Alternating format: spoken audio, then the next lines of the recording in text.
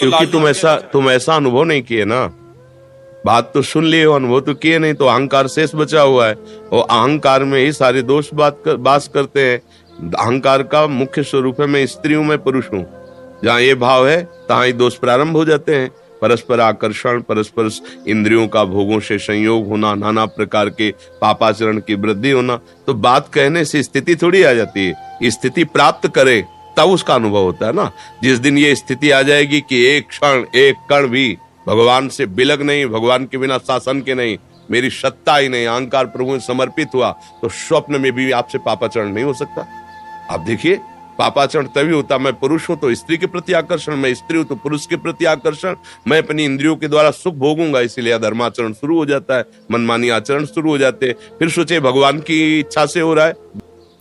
दोस्तों, राधे राधे बोलते रहें और बाबा जी के प्रवचन को आगे बढ़ाते रहें और सुनते रहें। राधे राधे दोस्तों। गलत बात, भगवान आदेश कर रहे हैं, अवश्य में भोक्तव्यम कृतम कर्म शुभाशुभम, तुम्हें भोगना पड़ेगा तुम्हारे किए हुए कर्म है। अहंकार विमूढ़ आत्मा करता हमिति मन्यते, मैंने ऐसा किया मैं ऐसा करूंगा, मैंने नहीं किया मैंने किया, ये सब अहम की धरा है। तो बातें बनाने से स्थिति नहीं आती, भजन करने से, सत्संग सुनने से, सदाचरण करने से जब वो स्थिति आ जाएगी कि आपका अहम समर्पित हो गया, अब आप देख रहे हैं कि प्रभु करवा रहे हैं, तो प्रभु के करवाने से कभी किसी से पापाचरण नहीं हुए। आज तक कोई उदाहरण दीजिए, जो भी हुआ है वो धर्म संज्ञक हुआ है। क्यों? जब हमारी दृष्टि में प्रभु है, भोक्ता करता भाव ही खत्म हो गया, तो पापाचरण होते किससे हैं? पापाचरण करता और भोक्ता भाव से होते हैं। भगवत भाव में पापाचरण की कहीं गुंजाइश ही नहीं है। तो अब हम लोग समझते हैं नहीं, बातें सुनी और उनकी छाप मार करके उनकी सत्ता के बिना पत्ता नहीं हिलता, तो भाई अब मेरे से जो पापाचरण हो रहे भगवान कराना चाहते हैं। गलत बात है। अज्ञान की धरा में ऐसी हम प्रभु पर आरोप लगाते, ऐसा नहीं है। जब अहम समर्पित हो गया तो फिर पापाचरण किससे होते हैं? अहंकार रूपी महल में ही काम क्रोध लोभ मोह मद मत्सर बसते हैं और इन्हीं के द्वारा पापाचरण होता है। अहंकार विध्वंस हुआ, भगवान की कृपा का अनुभव हुआ कि लाडली जी की कृपा, अब पापाचरण हो ही नहीं सकते। लाख भोग सामग्री सामने रहे, भोगने का मन ही नहीं होगा। जैसे तुम्हारे सामने बमन विष्ठा और विष रख दिया जाए तो क्या तुम उसे पाओगे क्या? ऐसे ही भक्तों को अनुभव होता है। रमा विलास राम अनुरागी तजत बमन, बमन मने उल्टी। उनको कोई भोग पसंद नहीं आता। ब्रह्मादिक के भोग सब विषम लागताए, नारायण ब्रज चंद की लगन लगी है जाए।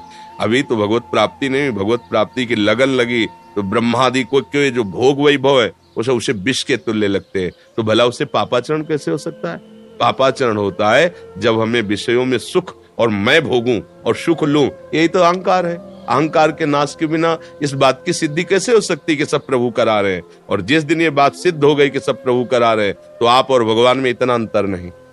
ब्रह्मविद ब्रह्मवि भवति तस्मित् तज्जने भेदा अभावात्, प्रभु और प्रभु के भक्त में अभेद स्थिति हो जाती है। अब भला उससे पाप कैसे हो सकते हैं? भूल के भी नहीं हो सकते, स्वप्न में भी नहीं हो सकते, क्योंकि पाप का मूल है सुख वासना। देखो ना, मैं इसे भोग लूं, मैं इसे प्राप्त कर लूं, मेरा ये हो जाए, इसी वासना से पाप होता है। और भगवान की भक्ति में जब अहम लीन हो जाता है तो भोगता ही नहीं बचा, तो पाप किससे होगा? किसका प्रश्न है? समझ में आया?